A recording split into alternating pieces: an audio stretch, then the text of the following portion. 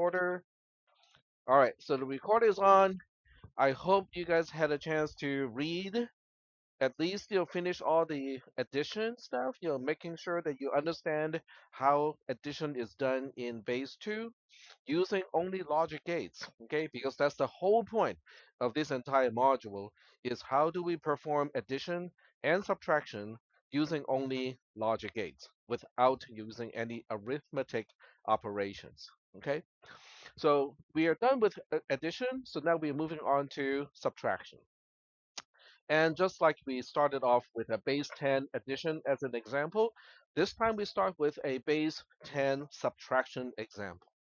So once again, we have x and y, but this time x has a name and y also has a name, okay? Because in subtraction, it is not commutative. Can someone explain to me what commutative means in algebra? Yes. If it is commutative, then the order does not matter, or if and only if. So you're correct. But subtraction is not commutative, which means the order is important. And as a result, it is important for us to understand that x is called the minuend, minuend, and then y is called the subtrahend. Exactly. S-U-B Trand, Hend, subtrahend. Okay. So it is important to note, to know the actual name of x and y in this case. One is the amount being subtracted from, that's x, and then the other specifies the amount to subtract from the first one, which is y. Okay, all right. So once again, we have a row called Q, and there's a reason why it is called the same symbol as in addition. Okay, but that will not be clear until later on. But the row Q is the single digit difference between x and y. So 1 minus 4 is a 7. 0 minus 0 is a 0. 5 minus 5 is a 0. So those are the single digit difference, which is the same kind of concept as a single digit sum, except this applies to subtraction. Just to make sure that we understand the concept of single digit difference, what is the single digit difference of 3 minus 7? 6 is correct. Okay. What about 1 minus 6? It'll be 5. Very good. Okay, so I think we are understanding what it means to have a single digit difference. Okay, so Q is the single digit difference between of x minus y. D is a single digit difference of Q minus T. It's just like in addition, where the terms are just a little bit different. And then T is basically the borrow, except I cannot use B because I want to use B as the name of a function. So the T row is serving the same purpose as a borrow. Okay, are we doing okay so far? So this one over here, okay, so this is T1, okay? These are naming all the digits for the columns. So T1 is a 1 because x minus y, or x0 minus y0 needs a borrow. Is that okay? And then T2 is a 1 because Q1 minus T1 has a borrow. So there are two reasons why you might end up with a borrow. Just like there are two reasons why you might end up with a carry of 1 in addition, in subtraction, there are two reasons why you might end up with a borrow of 1. Is that kind of sinking in okay? All right. So now I look at all this stuff here, go like, okay, so um, I want to express your Q of I to be the R of xi, yi.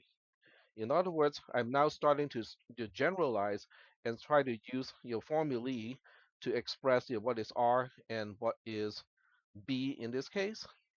So when everything is done, then we have these three equations here. So let me kind of bump up the font size a little bit. Okay. So now we have these equations here. They're basically definitions.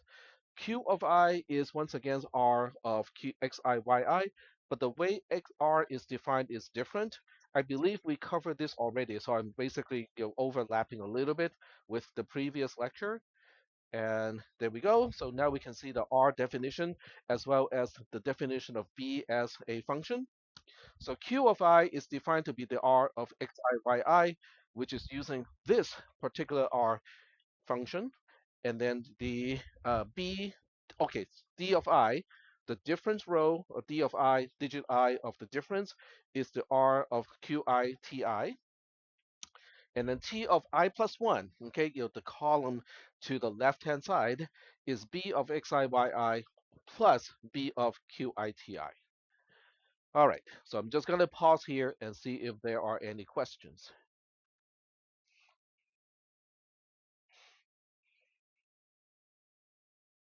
Did I? I think I covered this much, from the previous lecture because I identified in the previous lecture that go like, hey, look at this. It has the same structure as what we have in addition, except we just changed the letters a little bit. But we also have to change how R and B are defined. Okay, so B is the borrow. So in this case, as a borrow, we just say that if the single digit U is less than the single digit V, then we need to borrow. Otherwise, we don't. Okay. And also for single digit difference, we go like, well, potentially U may be less than V, so we can end up with a negative value. But since these are all unsigned integers, we probably don't want that to happen. But that's easy because this is all in base 10. So that means if I add 10 first to U, then the sum of 10 and U is guaranteed to be as much as V can possibly be. In fact, it's guaranteed to be more than V because V is a single digit in base 10. Can someone tell me what is the range of a single digit in base 10? 1 through 9, 0 through 9. 0 through 9. So 10 plus u is at least 10. So that means, the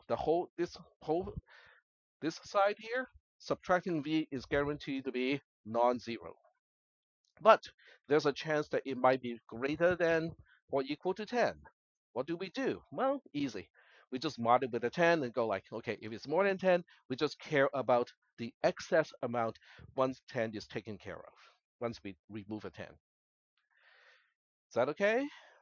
All right. So up to this point is more of a repetition of what we have already talked about on last Thursday. Yes.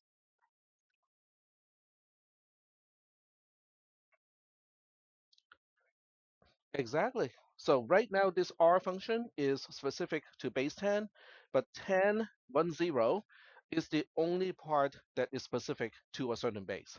So if you want to make this work for base 7, change the 10 to a 7.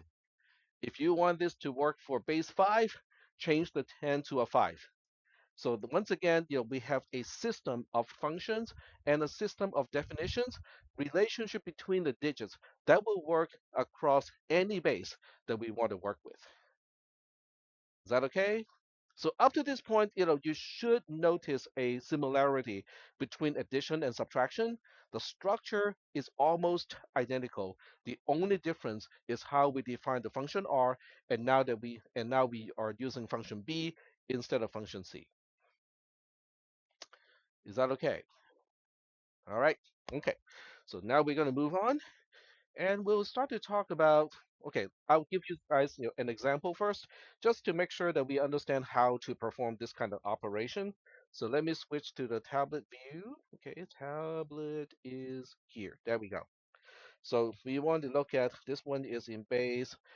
Okay, let's do base 8. Okay, so this is in base 8, and I have 2, 0, 1 minus 4, 1, 5. Okay. And I want to know what is the result. Okay. So now I'm putting all my labels here. This is row X, row Y, row Q, row T, and then row D for difference. Row Q is the single digit difference. 1 minus 5 is what? You go like, oh, it should be 6. Well, it is a 6 if it was in base 10, but it's not. So now you have to think about, okay, we are not dealing with base 10, we're dealing with base 8.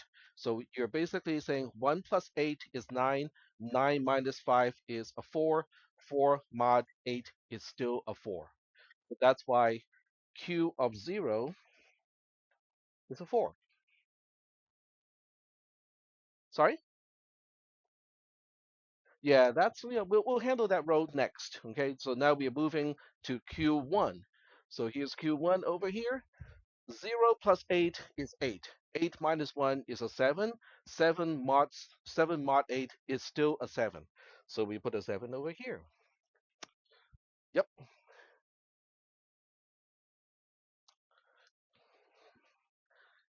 You can just look at the transcript, after the whole thing is recorded.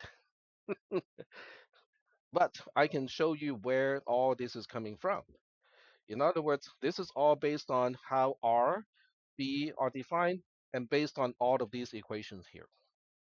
And I recommend the entire class to read ahead of time and basically as you're reading, write notes. Okay, all the definitions, how things are related to each other.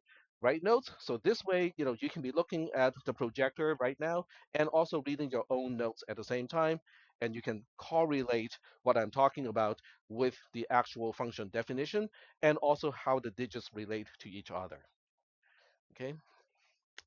And for those people, hopefully none of you, for those people who did not do a single thing after Thursday until today, right now, well, okay, now is a reminder that you probably should be, studying and reviewing the material a little bit between the lectures.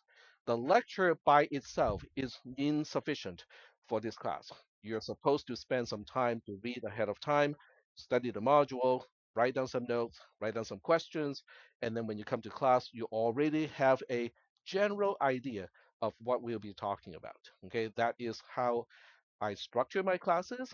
Okay, all right, what about 2 minus 4? What is the single digit difference of 2 minus 4? Exactly. Okay, you guys are quick. Okay, so now we have a 6 here.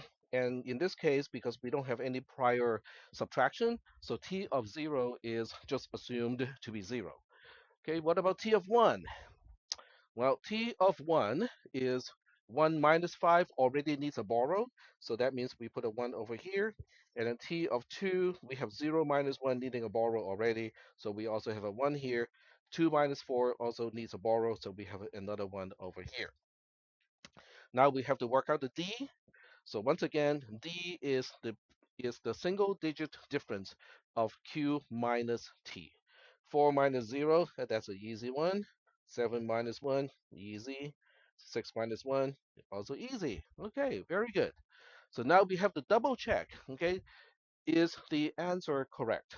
So we are going to do some base conversion so that we look at x as a base 10 number, we look at y as a base 10 number, and then we look at d also as a base 10 number to see whether this makes sense or not. So this is basically another opportunity for me to illustrate how to do base conversion. Yes,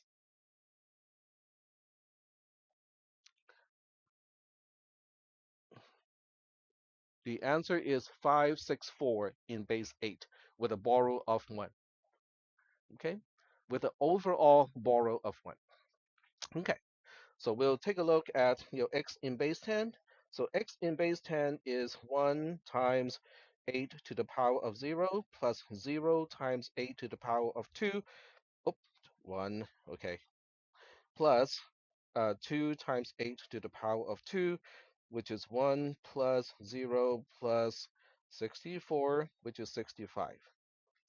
Y, on the other hand, is 5 times 8 to the power of 0 plus 1 times 8 to the power of 1 plus 4 times 8 to the power of 2. And that would be 5 plus 8 plus 4 times 64. And that would be 13 plus 256. So that would be 289, I believe, in base 10. Yes.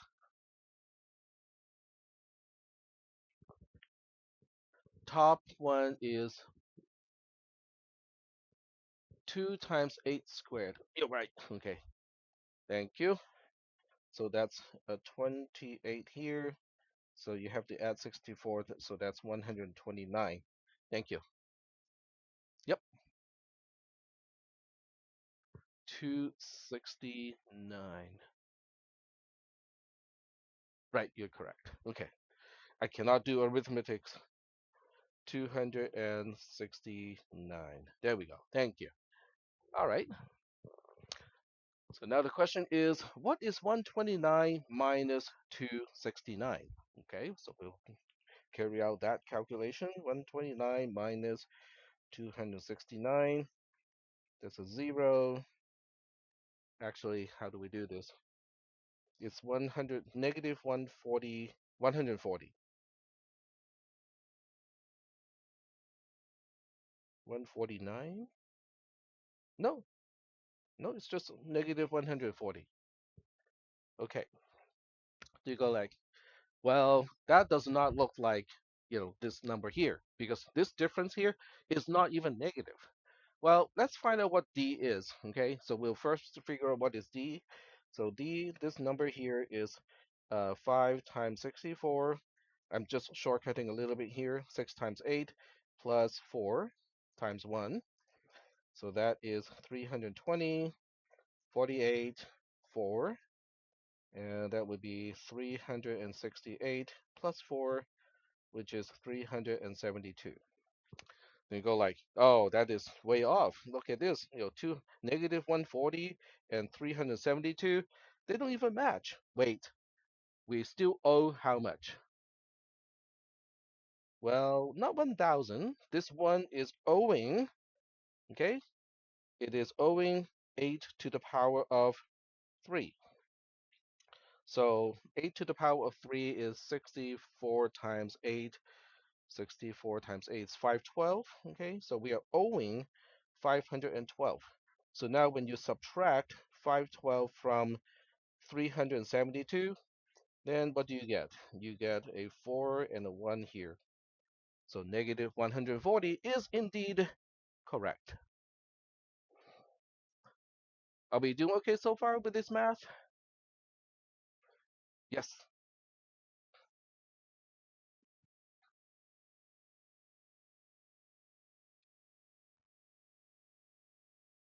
This one up here, 129 minus 269, is 140 because 6 minus 2 is a 4, 2 minus 1 is a 1, so and it has to go negative. Yeah, you just go upside down. Or you can use a calculator. Yep.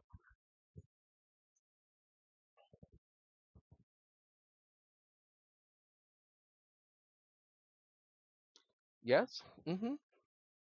So that's one way to perform a quote unquote base 8 subtraction, but it's not really in base 8 mechanism anymore because all you're doing is you're converting xy into the base 10 equivalents, do the subtraction, and then look at the difference in base 10, and then try to work it backwards back into whether there is an over or carry, because if that amount is negative, then you have an over or borrow of 1, and then you have to work out what difference is to make up for the remaining amount. So you could have done it that way. But my point is, I was able to do all of these intermediate numbers because I know how to perform subtraction in base 8 using the same structure that I have discussed earlier that was based on base 10 subtraction. I just have to modify one thing, which is the R function.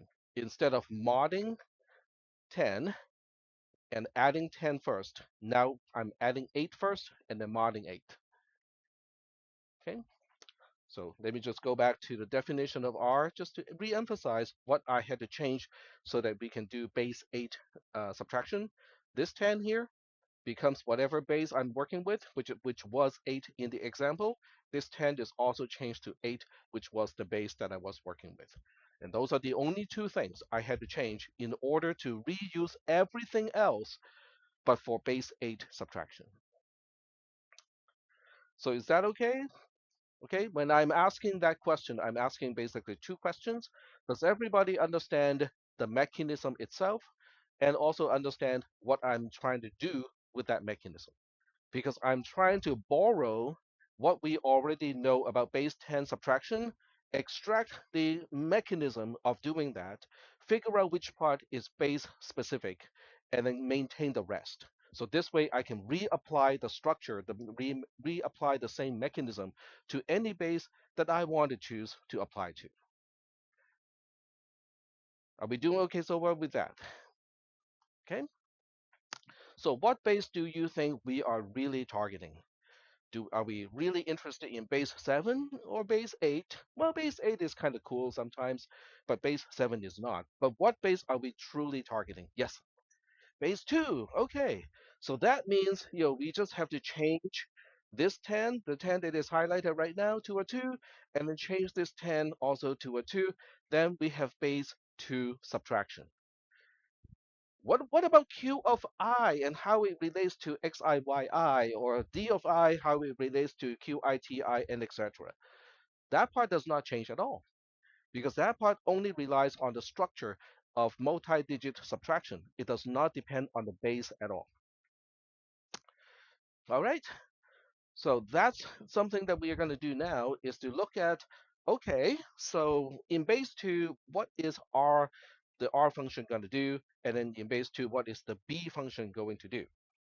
So let me switch back to the tablet because the notes, the module has everything already computed. Okay, it already has all the conclusion, all the logical operations, equivalent logical operations. But to illustrate, how that works, I'm going to do it kind of live, so I can give you a table. All right, so we are now working with base 2. Let's not use XY because those are also the names of the two rows. So we're going to use U and V as the name of the parameters. And this is R of UV. And let me just reemphasize that this is in base 2, okay, in binary. So in binary, U can only be a 0 or 1. While U is one particular value, V can be 0 or 1. So we end up with 4 rows, just like the 4 rows that we have when we try to figure out the R function for base 2 addition. Okay, but remember, this R is different from the other R, at least what we think it is. Okay, so can someone tell me what is 2 plus 0, the whole thing minus 0, and then that whole thing mod 2? 0, very good, because it becomes 2 mod 2, which is a 0. Yeah, it's easy. What about 2 plus 0, the whole thing minus 1, and then that whole thing mod 2? 1, okay, very good. What about 2 plus 1, which is a 3, minus 0, which is a 3, and then that whole thing mod 2? 1 again. And last, what is 2 plus 1, which is 3, the whole thing minus 1, which is 2, and then mod 2 again? 0, very good. Then you go like, wait, I'm pretty sure we have seen this before. Yes. Hmm? Not just an OR gate, exclusive OR, okay? XOR, okay? Exclusive OR is also, when we write it, it is abbreviated to XOR, okay? So that means, okay, R of UV is nothing more than just U exclusive OR with V. And exclusive OR is also known as XOR, and in some cases also known as EOR, depending on the context. So those are just the different names for exclusive OR. Yes. Say again? Yep, that's already stated right above the truth table. So this only works in base 2. Very good. Then you go like, isn't that the same as what we had in base 2 addition? That R function is also really just the exclusive OR between the two sides. The answer is yes. That is why I did not change the name of the function, because it is the same function in base 2. In other bases, no. Okay, in base 2, the R function works exactly the same way as in addition, which is just an exclusive OR. All right, I think that is kind of cool. Okay, so what is next? Well, the B function is next. So we have U, V, B of U, V. And this one is simpler in many ways because the B function does not even care about the base. Okay, it works the same way in every single base. So it is really just asking, is u less than v? Is 0 less than 0? False, which is a 0. Is 0 less than 1? 0 is less than 1 is true. Okay, is 1 less than 0? Nope. Is 1 less than 1? Nope. Okay. Then you look at this thing here and go like, well, we C of UV is a conjunction, a very simple and. This one looks kind of, ugh. The one does not belong to the right place. Okay. But that's an easy way to fix it. Okay. Because all you can do now is to say B of UV in base 2 is also the same thing as not U and V. Okay. So I'm claiming that the logical expression of not u and v will give you exactly the same values as b of uv performed as arithmetic operations. Yes. Hmm?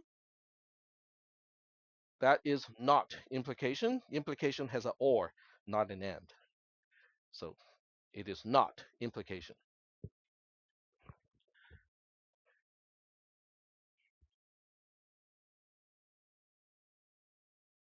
No, we do. Yeah. In order for b of uv to be a 1, we need u to be a 0, v to be a 1. Because for all other cases, it is a 0.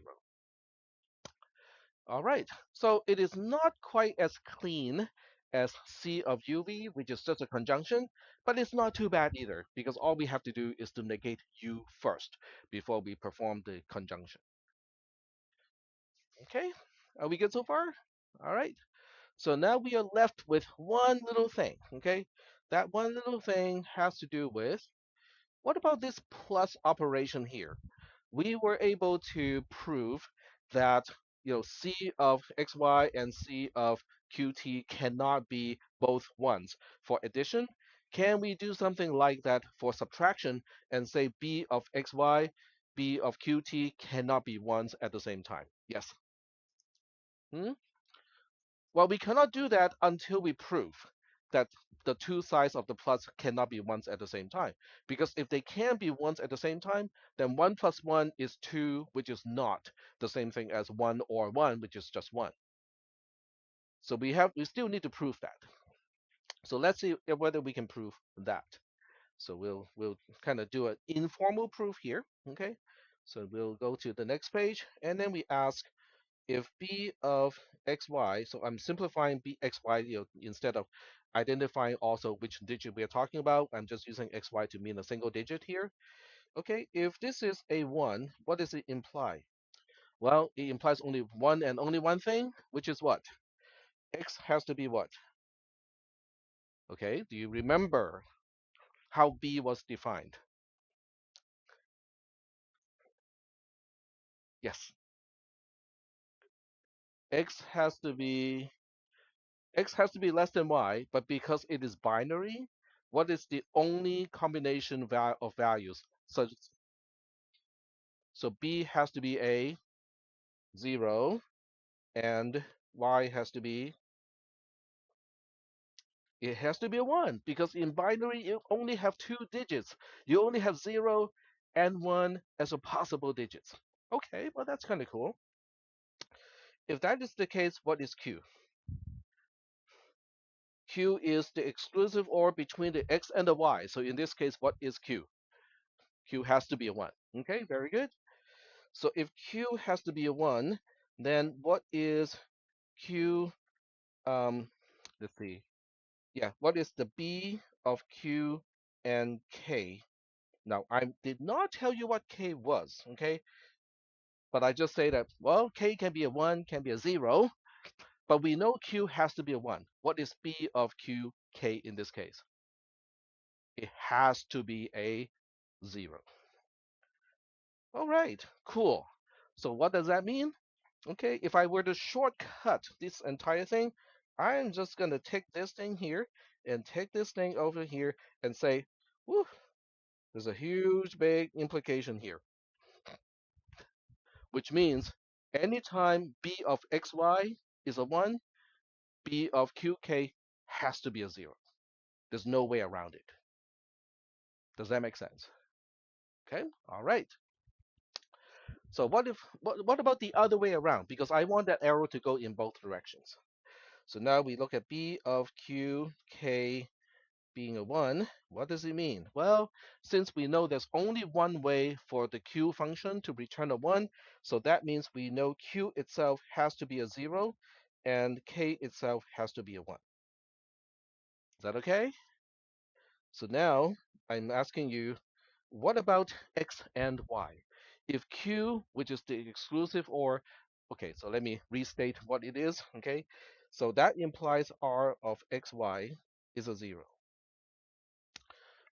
Yes. Huh? Oh, it is t, sorry. Yep. The addition and the subtraction are so similar. Sometimes I just forget about the symbol. Huh? Huh? You wish your bank. Oh, I see. Well, that depends on how much money you make versus how much money you spend. If you spend more money than you make, then yes, it would be nice for the bank to flip the addition to a subtraction. All right. So now we have. Oh, did I erase? Oh, okay. It's interesting. On my screen, the T is already there, but on your screen, T is not there. It did not update. It does not want to update. Okay. Okay. Page up, page down. Still doesn't want to do it. Put T here. That is interesting. What is going on here? Okay. That is.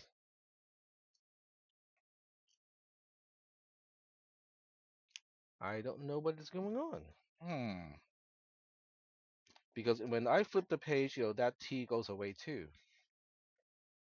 What did I do? Nope. All right. Okay. Let me restart this program. Give me a second here.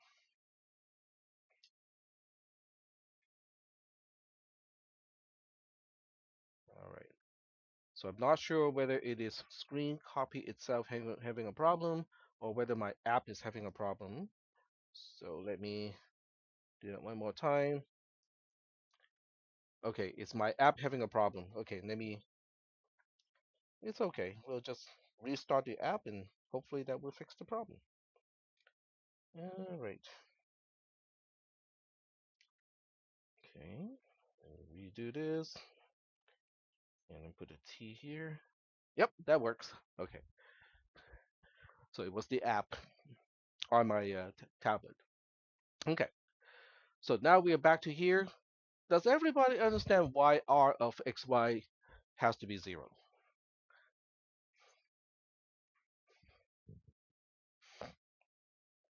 Can someone tell me why? Yes.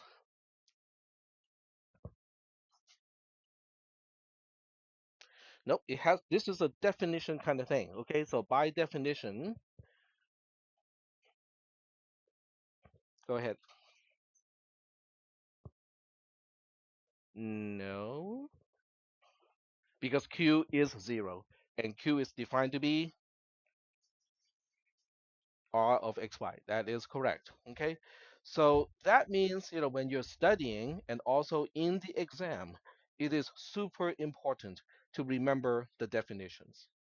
In other words, these things here, okay, they are super important, and so are these in a certain way, okay? Because in the exam, I can ask you how to perform addition in a different base.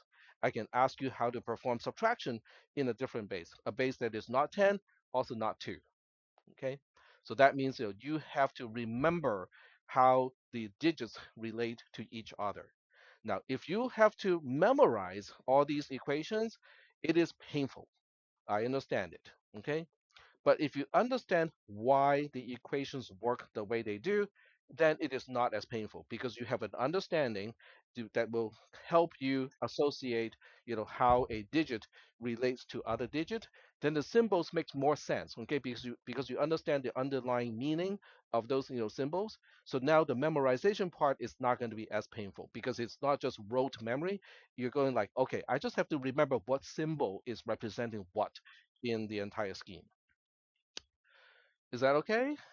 Okay, so I'm trying to give you guys some tips, to handle, the exams, okay? Because I don't want to wait until 1 week before the exam when everybody's panicking, and then I tell you guys, okay, this is what I have in the previous semester, and then people look at the, exam from the previous semester and go like, oh, there's no way I can answer these questions. Yes, you can answer those questions, but you have to be preparing yourself for the exam the entire time. You cannot wait until that 1 week before the exam. Yes.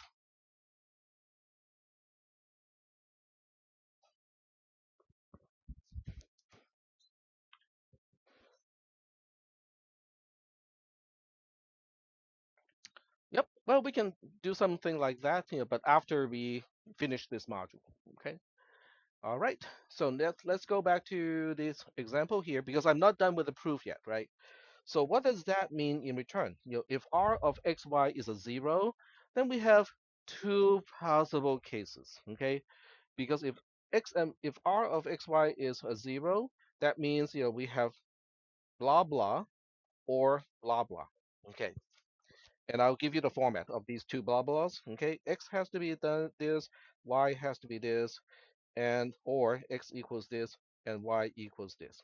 Can someone help me fill in the blanks? Yes, they're both ones or they're both zeros. Very good. Okay, so either they're both zeros or they're both ones. Wait, Tack, you never mentioned anything about this. All you said was x and or was r of xy is x exclusive or with y.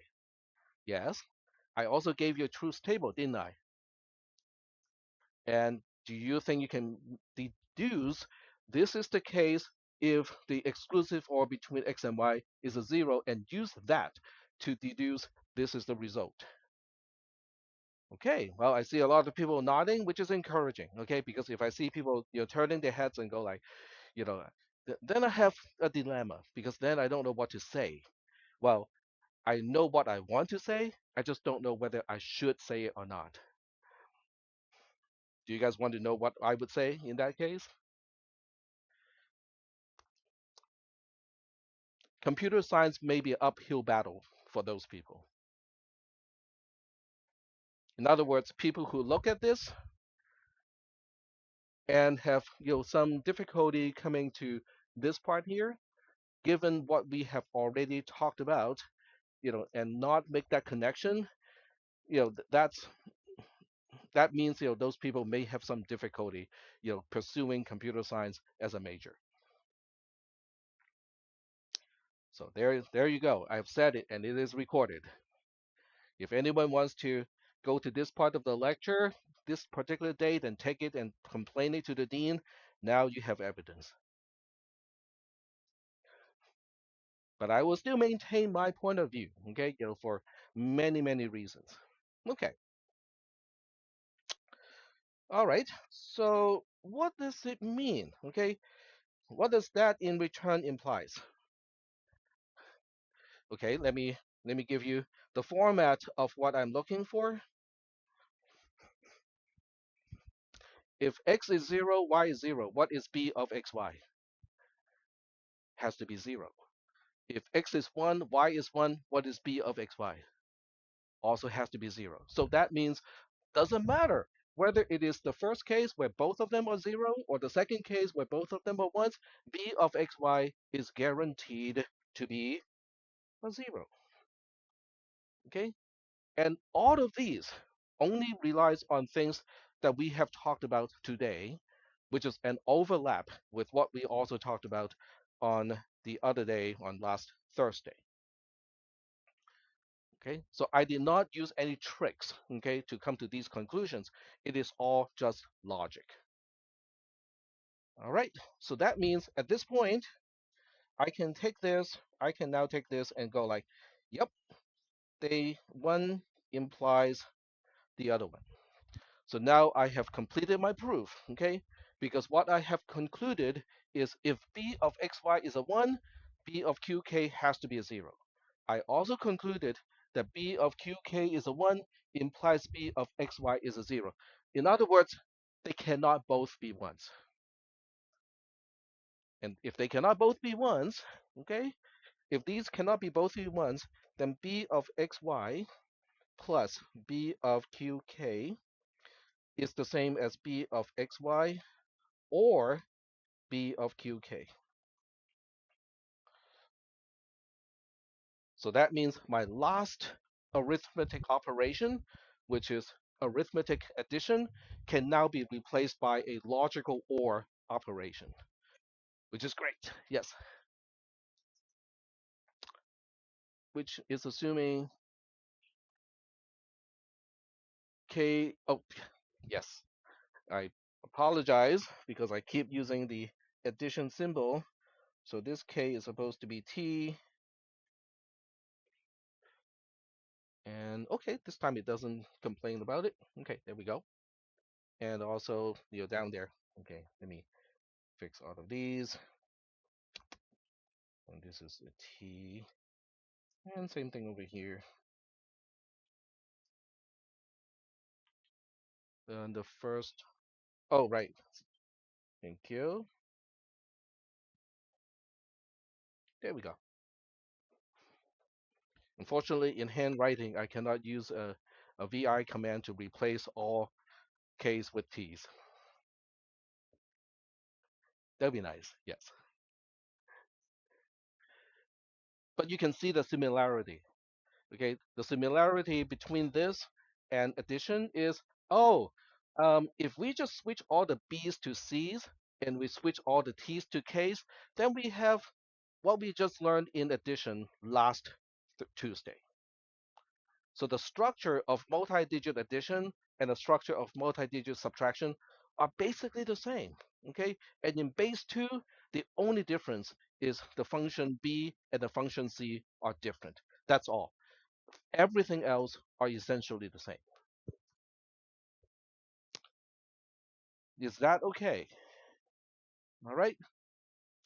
So I do want to address, one question that might be on some people's head or on their mind, which is, do I need to know how to prove like this in order to continue in computer science? The answer is, at ARC, other than CISP 440, you don't need to prove anything. But at a 4-year university with most of the upper division classes, what I just did here is, I would say, Mickey Mouse. And Disney no longer has a copyright on Mickey Mouse, so I can say Mickey Mouse all I want. Mickey Mouse, Mickey Mouse, Mickey Mouse, Mickey Mouse, Mickey Mouse. Okay, there we go. I feel much better now. All right. So the concept of proving things, okay, knowing why things work the way they do, knowing why I can replace the addition with a logical operation, knowing how to go on these steps. Now, do I expect this class to do it? The answer is no. But when I show you the steps, do I expect you to be able to follow the steps? Yes, I do. Okay. Um, and in other classes in CISP 440, it has a lot of proofs, but nothing compared to, when you go to a 4-year university, many of the upper division classes has way more proofs than what we encounter here at ARC, in all 2 years. So you kind of have to keep that mindset. Okay, you always ask, how do we know we can do this? And not just not just memorize, oh, this is how everything is defined. The actual definition side is very small. A lot of these are derived. All right. So switching back to what you mentioned earlier, can we make a deduction about other bits given only a few bits? Okay, which is basically what you're asking. So let's see whether we can, let's see whether I can give you some examples. So this is also in base 2. Okay, in base 2. So let's say that I have a k. Okay, we have x, y, q, t, d. Okay, there we go.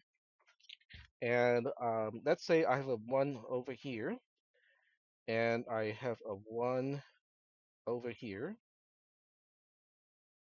I think that's enough already. So I'm asking you, can I work out this bit, this bit, this bit, and this bit over here using what we have just learned? Now, do I expect you to be able to for you to work this out like that? No. Okay, because you just get exposed to the concept. But as I work out the details, as I work out the rationale, I do expect you to be able to follow the rationale. Okay. So now what do we know? Okay, let's take a look. T of I plus 1 is a 1. So there is a carry somewhere. In other words, B of xy or B of qt is a 1. Is that okay? So let me just write it down. Okay, my reasoning here. So we know that T of I plus 1 is a 1, which implies B of xi yi or B of qi ti is a 1, because that is how T of I plus 1 is defined. Is that okay? But because x of I is known, okay, so now we look at B of x of I. So that means, we know that B of 1 yi or B of qi ti is a 1. Are we all following this? Because x of I is given to you as 1. Okay, so if you go back and look at the truth table, whenever x or u is a 1, what happens to the b function? It has to be a 0. Okay, so that means 0 or b of qi ti is a 1. Is that okay? Then you go like, wait. Well, this is a logical OR.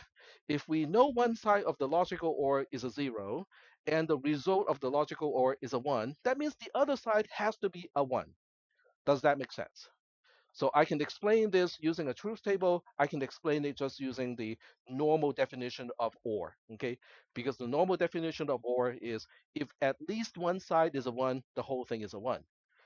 We know one side is a 0 already, so that means if the disjunction is a 1, that means the other side has no other option but to be a 1. Yes.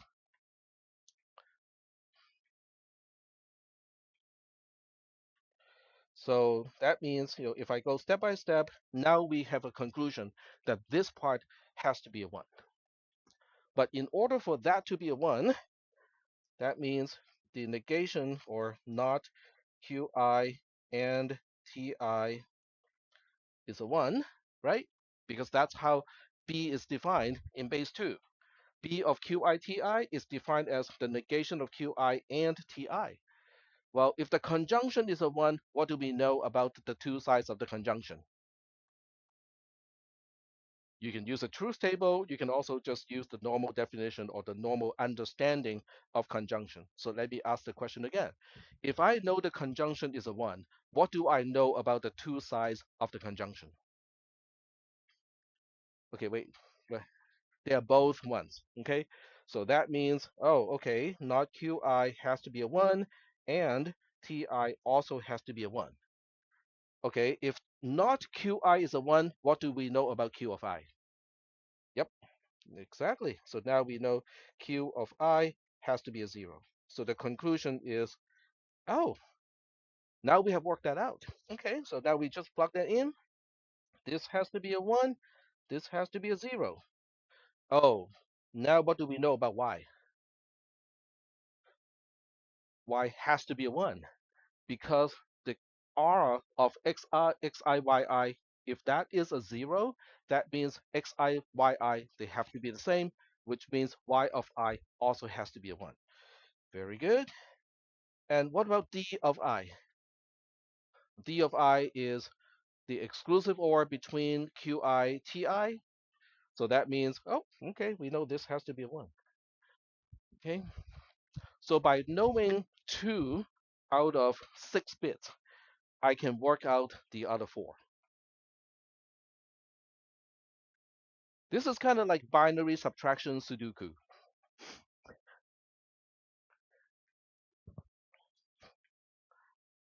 But do we understand the steps? Okay, now, as I said a little bit earlier, do I expect you to be able to work this out today in the class? The answer is no, okay, because you just got exposed to the concepts. But do I expect you to be able to follow the logic of how I derive all the other bits? The answer is yes, because all of those are just based on the definitions of the relationship between the bits and also the definition of the logical operators, which you learned from CISP 300 and 360. All right. So are we doing okay so far with this stuff here? Okay. Yes, go ahead.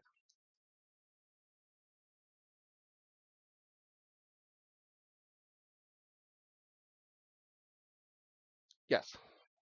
Yep. Because if anything like this, b of 1 something is guaranteed to be a 0.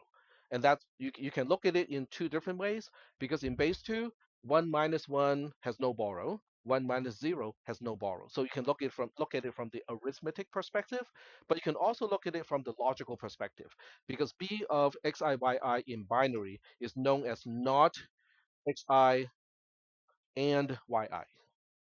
So if yxi is already a 1, the negation of that is a 0. So you have one side of the conjunction being a 0, so the whole conjunction has to be a 0. I don't even need to know what y of I is. Yep.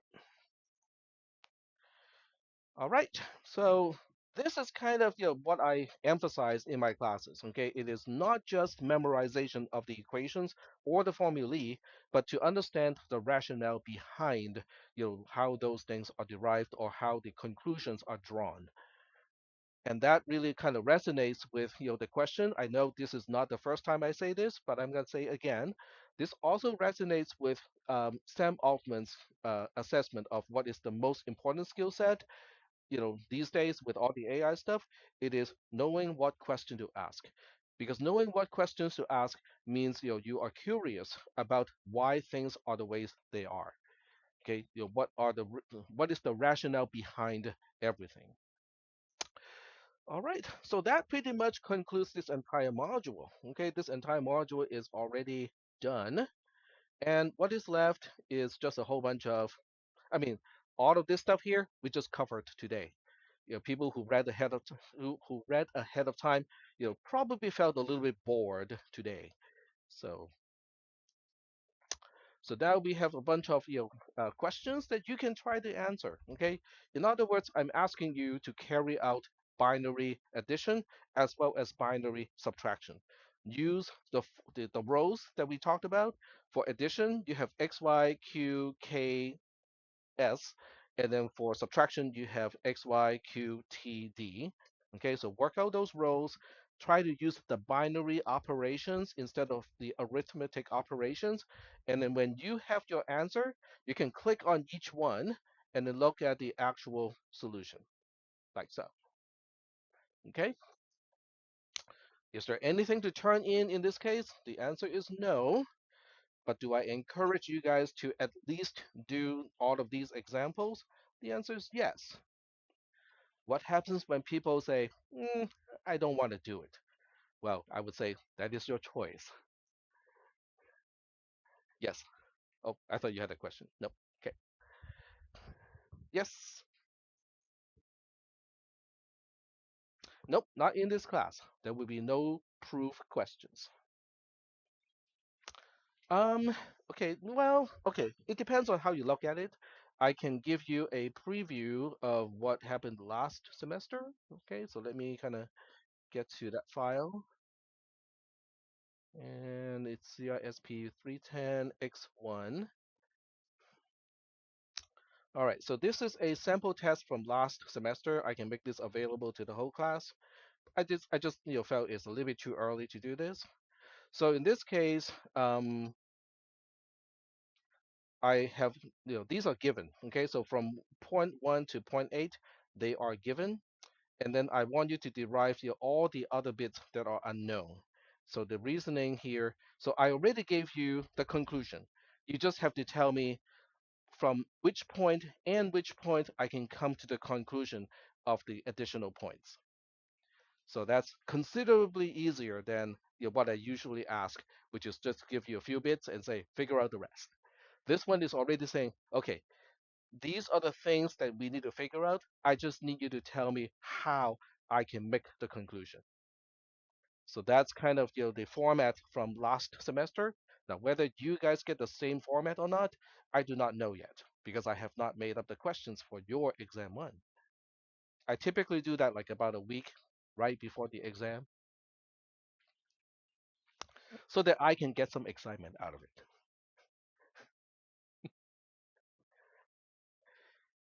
All right. But if you want to have this file, I can send it to all of you by announcement. I'm not sure whether it's helpful or not at this point because I have not talked about the overflow flag at this point, which is something that we will talk about when we talk about signed versus unsigned integers. So we are not, and also comparison. So I'm not sure whether it is actually helpful or not to kind of give you guys the test at this point. All right, so there's that. And at this point, I also want to kind of give you guys a link to this. I'm not sure whether the link is still working or not. Um, this is actually done by ChatGPT, and the query is also the actual prompt is available to you. Unlike some other people who use ChatGPT to prepare content and material for the class, but they don't tell you they're using ChatGPT, I tell you exactly when I use ChatGPT and how I use it. Because I think even if you decide that you don't want to use ChatGPT, you should be aware of what it is at least capable of doing. Okay, so it is an exposure or how do they call it? Mm, literacy, AI literacy kind of thing. So if you want to know, how these questions are created, you can just click on this link here. Let me see if it still works. I believe it still works, unless ChatGPT says paying $20 a month is not enough to keep this stuff around. Yep, it's still around. Okay, so this is the entire thing. I just copy and paste a lot of the content that I have, and I ask you, okay, let me scroll all the way back up. Oh, there we go. So I just ask it, to read the entire module to 0281 and a few other modules, and then I prompt it to ask you, okay, now create some questions in stages. Okay, so that's basically uh, what turned out to be the output of this particular prompt. So if you guys want to do something like this to your other classes, it might work. The only thing you need is the source material from your other classes. Now, I use OER, okay? I develop my own OER, so I can freely upload my stuff and you can upload my stuff to ChatGPT. That's fine, okay? But with your other classes, whether you're professor or the publisher of the content for your other classes, it's okay for you to upload that stuff to ChatGPT. I cannot answer that question. Okay, so you need to double check with your other professors first if you don't want to get into some copyright hot water. Yes, I don't know. I mean, okay, that might be happening already, but the key here is what question to ask at the very end here. So that means this is the response from ChatGPT, and you can follow the whole conversation if you want to, but it's a little bit too much to follow the entire conversation right here. But in the end, okay, the end result of this is I ended up with these questions. And all of these questions have answers too. So, this is also a way for you to practice and just kind of self-assess, how well you're understanding the material. Okay? But it is also at the same time illustrating how you can apply this approach to some of your other classes. In other words, this approach does not ask ChatGPT to do the homework for you. It is actually asking ChatGPT to give you more homework, but also explanation of the answers to those questions at the same time.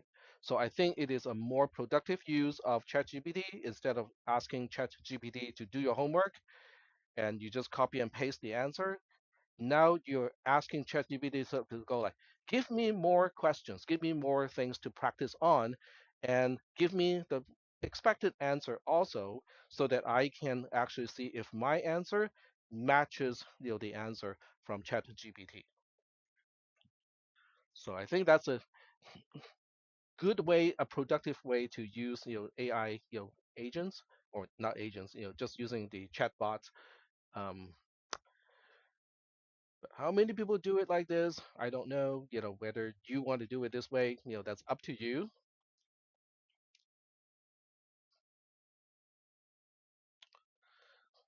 I have had people, who told me last semester, who confessed to me last semester that this person had been using ChatGPT to actually come up with the solution, that to turn in a little bit too much, to the point where this person felt it was so far behind in this particular class last semester that that person goes like, okay, now I realize it wasn't such a great approach to do all my CISP 360 homework assignments using ChatGPT. So that was good. Okay, it was a self-realization, and it is not something that I told that person. It's like, well, you may be using ChatGPT in the wrong way. Nope, he came to that conclusion himself. So I think that was good. All right. So now we are skipping a whole lot of stuff, because all the other stuff, that you cannot see, but it is on my Canvas shell. I'm skipping all of those because the optimization of an adder and a subtractor takes a little bit more time to talk about, and I end up not having enough time to talk about actual coding using assembly language. So I'm skipping all that stuff. So we are now skipping all the way to binary number subtraction. So let's go there and see what this one has. Okay. Oh, actually, I take it back. This one you cannot see either. So we are now going all the way to signed versus unsigned integers. So I misspoke. Okay. So the first concept is when we think about integers, okay, which in mathematics is using the symbol, it's a funny looking z to represent the set of all integers. In other words, the collection of all integers. Well, it is infinite. There's an infinite number of integers in mathematics. Because if anyone claims, but Ted, you're wrong, okay, this is the largest integer there is, then I'll ask the question, what about that number plus one, right? Okay, so there's an infinite number of integers. But your computer only has a finite number of bits. So that means we cannot use a mathematical notation or mathematical way of looking at integers. So in computer science, when we talk about an integer type, we are talking about what can be represented using a limited, a fixed amount of binary digits. So we have 8-bit integers, we have 16-bit integers, 32-bit integers, and now we have 64-bit integers. Is that concept doing okay so far? Okay. So now the question is, how do we represent values using these, fixed number of digits? So based on the discussion of how values are represented by numbers, which is something that we covered, this is the base conversion module. A base 2 number with with digit from 0 to w minus 1, and w is width, can represent values from 0 all the way up to 2 to the power of w minus 1. Okay. So now the question is, when you read this, okay, what are you going to do in your head? Okay, so there are a few things, right? Go ahead.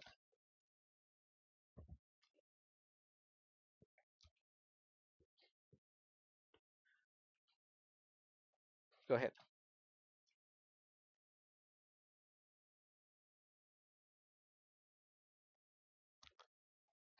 Mm-hmm. Yep. W can be any non-zero. Yep, non-zero integer. Yep. Hmm.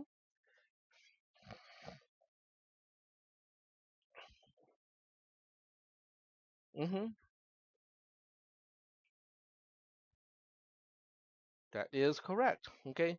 And then one thing you can also do is to make it concrete. In other words, okay, what if W is 4? Okay, then you can work it out, right? So let's work it out in this case. What if W is 4? Okay. So we'll work it out. Okay, let me go back to the tablet and we'll do it. Okay. So W equals to 4. Okay. So now what do you do? What is the smallest number that you can create using only four binary digits? That's a stupid question, but I'm gonna ask anyway,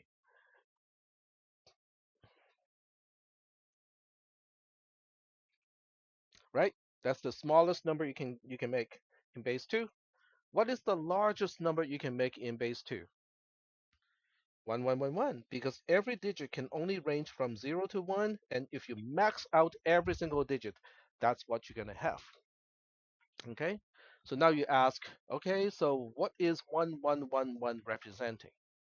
Yep, 15. And how do we know it is 15? How do we calculate that the number 1111 in base 2 is representing the value of 15?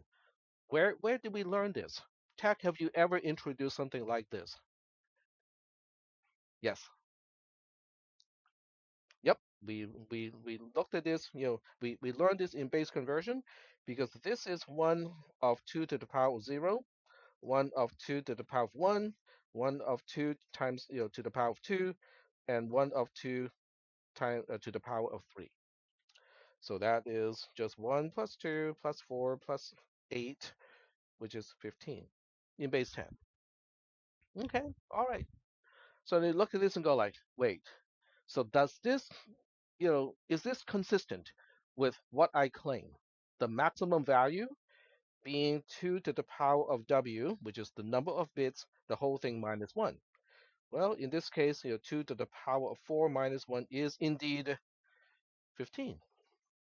In other words, when you read the text, okay, and it involves some, unknown w, you can always plug in a smaller number for w, carry out the entire number, do the base conversion, and then observe for yourself that, oh, okay, I see this works out. Well, what if W is 3? Okay, does that work out? What if W is 5? Does that work out? Because, and as you work out a few different values for W, you start to see the pattern. Okay, you start to get a feel of, why, of how it works. Okay, so that's something I want to talk about, a little bit. Basically, it is, what do you do when you read the modules like this? Now, obviously, I did not read ahead of myself a little bit more because here we go. We have an example, but it does not tell you why um, 15 is also 1111 in base two. Okay, so that's something that you kind of have to work with, in this case. All right. So now the question is, what about the other integer values? What about 19? What about -3? How are those values outside of 0 to 15 represented with only 4 bits? So that's the question. So the answer to that question is a little bit long and a little bit of a scenic route. Okay. So if you read ahead a little bit here, then we start to talk about some kind of awkward notations. So the awkward notation here is um, uh, it's called modulo congruent modulo blah blah. Okay, so now we look at some notations here. So this notation is used in Wikipedia, and A and B are basically said to be A is congruent modulo n with B. In other words, if you consider modulo math, A and B are the same if and only if this condition is true. So we'll get to that. So this is the notation used in Wikipedia. This is my simplified notation because I don't like to type a whole lot of things. So this means the same thing. A is congruent modulo n with B. and that's basically a statement. It's either true or false. Okay, it is kind of like equal to, but it's kind of strange in the in a different sense. Okay, so now the definition is down here. This is conjunction, by the way.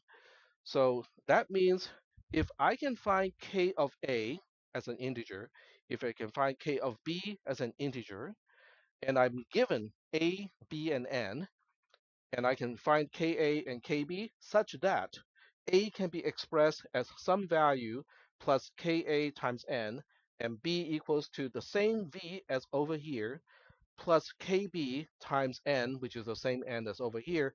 If this condition can be satisfied, if I can find V, Ka, and Kb to make that conjunction true, then A and B are considered to be congruent modulo n. Well, that's a whole lot of symbolic thing and not so concrete thing. Okay, it's all pretty abstract. So now the question is, well, can you give me some examples? And there are some restrictions here that v has to be between 0 and n. So we'll switch back to the tablet here to look at a few examples. Okay, so we'll look at a few kind of somewhat obvious examples, and then we'll look at a few not so obvious examples. Okay, so we'll say, what if n equals to 16? Okay, and a equals to 3, then b equals to 67. Okay, all right, so this is my question. Okay, I have n equals to 16, I have a being 3, I have b being 67. So the question is it true or false that a and b are congruent modulo 16? Okay, all right. Well, according to what we read a little bit earlier, I have to find a few things. I have to find a v that is greater than or equal to 0 but less than n. I have to find ka as an integer. Okay, so I'm just going to use this symbol here to mean that it is an integer. I have to find kb, which is also supposed to be an integer. So that's kind of the question. Okay, if I can find all three, then we are good. Okay, so let me re-express the whole thing. I need A to be the same thing as V plus Ka times N. I need B to be re-expressed as V times Kb times N. Okay, well, this one is kind of easy because, since A equals to 3, so if we make V equal to 3 and Ka equal to 0, okay, that works out. Okay, so now we can say that, okay, we can now say V equals to 3 and then Ka equals to 0. Then we can make A equal to V, which is 3, plus Ka, which is 0, times N, and N is 16. Are we good so far?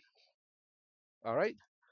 But now I have locked down the value of V. So now I have to say, can we express B, which is 67, as 3 times some constant integer of KB times N, which is also 16? Do we know how to resolve that? Okay, in other words, at this point, with everything that we know at this point, we are really asking 67, which is B, is 3 times some KB, which we're trying to solve, times N, which is 16. I'm trying to solve for KB. Well, how good is your algebra? I forgot to bring it with me today. Maybe next week. Yes. Yep, exactly. So with algebra, you subtract both sides you subtract 3 from both sides. So you get rid of this 3, this becomes 64, and then you now have 64 equals to KB times 16. Then you divide both sides by 16. Then you have 64 divided by 16, which is 4, equals to KB. So KB is 4. Okay? So now we come to the conclusion that, yep, I can find KB being 4. So now that I have found V I have found Ka and I found Kb. They're all integers and they meet all the requirements that I need. Now I can say, yep, the answer is true. Okay, so I can now go back to the original question and answer the question. Yep, it is indeed true. In other words, 3 and 67 are congruent modulo 16. They are quote unquote the same when you mod everything with 16. Are we good so far or not? Yep, go ahead. That is true as well. Yep, yep. So 3 mod 16 is 3, okay? 67 mod 16 is also 3. That's also one way to look at it, is when you mod both value by 16 and they come back with exactly the same answer, then those two values are congruent modulo 16. Yep. V is just, because A is 3, so, if A is 3 and A is already within this range, that means A can be V itself and then Ka can be 0. All right, well, since we are talking about this, let's throw something really kind of yucky at this whole thing. So now we're looking at A being -7, and then we look at B as, okay, I have to kind of think about this a little bit, 41.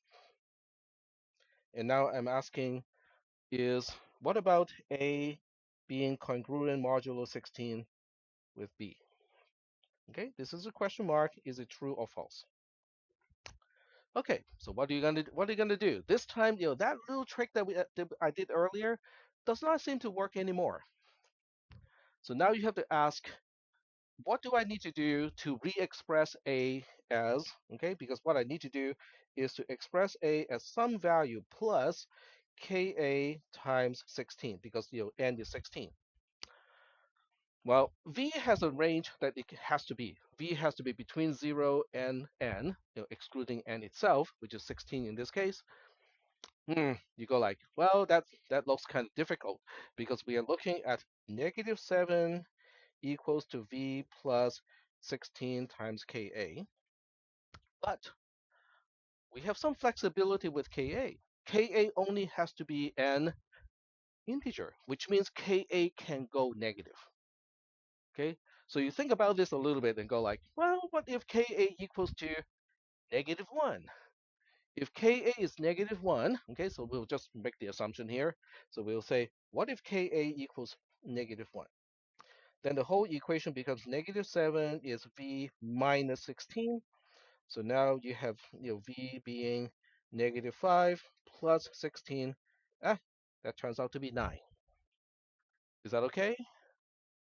And is 9 meeting the requirement that it has to be greater than or equal to 0 but less than 16? Yeah, it's good. Okay. So now that we have fixed the value of V, it is time to look for KB. So now we look at 41, and then we say we know V already, okay, because V is 9. So that 9 goes here, plus KB times 16, because n equal to 16. So again, this is algebra time. And we look at this and go like, okay, the first thing we do is we subtract 9 from both sides. So KB is 2. Yep.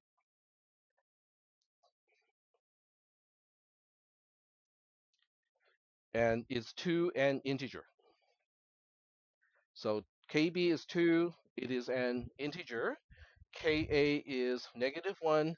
It is an integer. V is 9. It is an integer, and it is between 0 and n, excluding n. So once again, all three requirements are met. So now we can say, -7 is congruent modulo 16 with 41. Is that okay? All right. So now the question is, why do we need to talk about this type of thing? I mean, it would be kind of stupid, okay? It would be kind of stupid to say that 3 and 67 are basically the same thing. Yeah, I would agree, okay? It doesn't make sense. But using this method, we can now say, hmm, I think there's a way for us to use only zeros and ones to represent negative values. Okay, so let me show you the number wheel, which is the last thing we're going to do, and then I'll give you the access code to the lab today. Instead of a number line, which is what you have been taught, we use a number wheel. And we have 16 slots on this number wheel. And this is 0, 0, 0, 0, 0, 0, 0, 1, 1, 0, 1, 1, oops, 0, 1, 0, 0, 0, 1, 0, 1, 0, 1, 1, 0, 0, 1, 1, 1, 1, 0, 0, 0, 1, 0, 0, 1, 1, 0, 1, 0, 1, 0, 1, 1, 1, 1, 0, 0, 1, 1, 0, 1, 1, 1, 1, 0, and then 1, 1, 1, 1. Okay, so now we go like, okay, it kind of makes sense that this is representing 0. This is representing 1, 2, 3, 4, 5, 6, and finally 7. But then this one here, hmm, it can be 15, but it can also be -1 because 15 and -1 are congruent modulo 16. Is that okay? So the same slot can now be, it can be 15 or -1. This one is 14 or -2, 13 or -3. These are all base 10 numbers, by the way. 12 or -4, 11 or -5, 10 or -6, 9 or -7, and then finally 8 or -8. Because the parenthesized value is what happens when you are looking at Ka being -1. Okay? But then the biggest question that you might have at this point, and I'll give you the answer to that, and then on Thursday we'll further explore that particular answer is, so when I see the bit pattern, I'll give you an example. When we see the bit pattern of 1011, is it actually representing 11 or is it actually representing -5? Okay, I'm sure many of you are having that question right now. The answer to that question may seem hmm, a little inappropriate, okay, but it really is the best answer. The answer to that question is, why do you care? In other words, what are you doing with the bit pattern? Okay, because depending on what you're doing with the bit pattern, what your intention is with the bit pattern, sometimes you don't need to know whether it is 11 versus -5. It does not matter to you. Other times it is important. Okay, so that's our conclusion, at this point. But I will give you the access code to today's lab. Today's lab does involve the use of Logisim. So if you don't have Logisim, on a flash drive, then you probably have to download it again. And let me go to the lab here. This is the new lab. Okay, now it is visible to you. And the access key is 3x3, lowercase x, 3 by 3 basically. The 3 by 3. I'll see you guys at the lab.